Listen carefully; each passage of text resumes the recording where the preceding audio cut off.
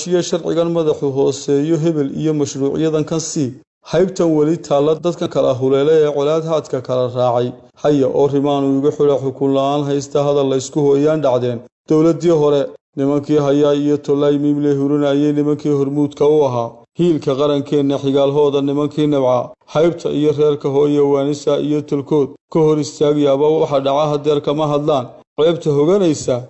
hegada ragii wada galo loo hoggaansameeyay hugun lagama maqal weersamii hoobeleyn jiray qoraal bay hadeer kaga hadhiyo hawlihii shicib hugun lagama maqal weersamii hoobeleyn jiray qoraal bay hadeer kaga hadhiyo hawlihii shicibe Cabdillaahi hadalkii shibiri waa horu gabayay halgankii xaquba waa intaan hoos wax loo orane keligii awaaraa ku haray hoohay dagaalkii ka halgalay ragay wada jireen waa iyadii hore ee nin hore naftiisoon ka baqan hiilka qarankiisa nin guri galaafto han yari haybadiis dila in kasta dhitada uu ka heli hilinka taariikhda